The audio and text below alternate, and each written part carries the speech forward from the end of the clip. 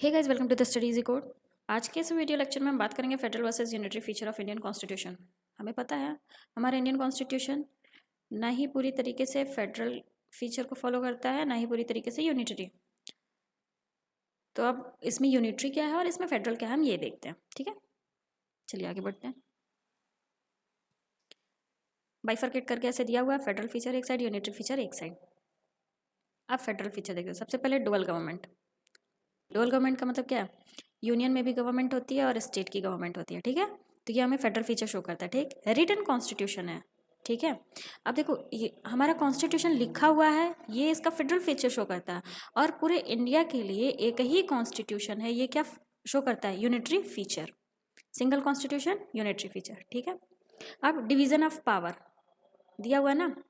Supremacy of the constitution, rigid constitution. Rigid amendment तो दिया हुआ है बट इजीली अमेंडमेंट नहीं है। ठीक है, इंडिपेंडेंट जुडिशरी। जुडिशरी एग्जीक्यूटिव और लेजिस्लेटिव से इंडिपेंडेंट है।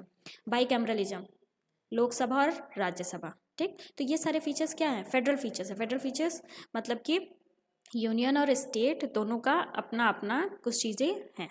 ठीक है, यूनिटरी का मतलब दोनों एक दूसरे, स्टेट यूनियन के अंडर है। तो अब यूनिटरी फीचर देख लेते हैं। ऐसे स्ट्रॉन्ग सेंटर, यूनियन स्ट्रॉन्ग होता है, स्टेट्स इसके अंडर में होते हैं। ठीक है, स्टेट्स आर नॉट इंडिस्ट्रक्चेबल। ये किस आर्टिकल में दिया हुआ? आर्टिकल 1 में ये दिया हुआ। ठीक है, फिर सिंगल कॉन्स्टिट्यूशन, ऐसा नहीं है कि स्टेट का अलग कॉन्स्टिट्यूशन दिया हुआ और सेंटर का अलग कॉन्स्टिट्यूशन दिया हुआ। ठीक है, फिर फ्लेक्सिबिलिटी ऑफ कॉन्स्टिट्यूशन। फ्लेक्सिबिलिटी का मतलब अमेंडमेंट। तो इंडियन कॉन्स्टिट्यूशन में दो तरीके के अमेंडमेंट की बात इजीली की गई हुई है। किस आर्टिकल में?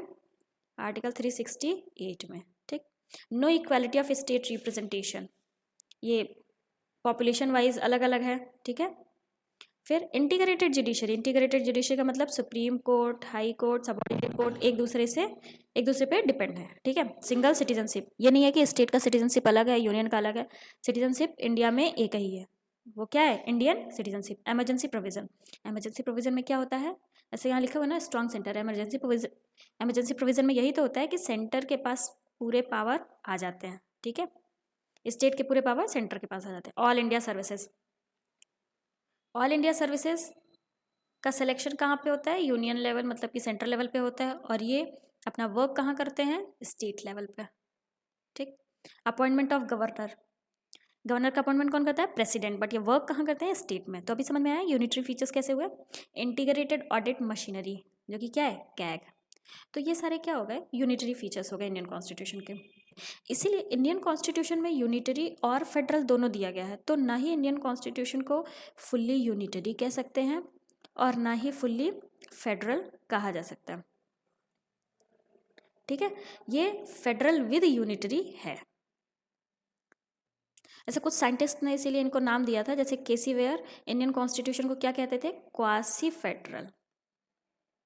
ठीक है, ना ही ये पूरी तरीके से फेडरल है, ना ही ये पूरी तरीके से यूनिटरी है। तो इसमें बस इतना ही। एग्जाम्स में डायरेक्टली फीचर्स पूछ लेता है। कोई भी रिटन एग्जाम्स वगैरह लिखते हैं तो उसमें डायरेक्टली ऐसे पूछ लेगा, फेडरल फीचर्स को एक्सप्लेन करिए, यूनिटरी फीचर को एक्सप्लेन करिए। तो आप यहाँ से ईजिली कर सकते हैं, सिर्फ पॉइंट्स ही आपको देखने हैं। तो आई होप ये वीडियो आप लोग के लिए हेल्पफुल रही हो। So thank you for watching this. Thank you.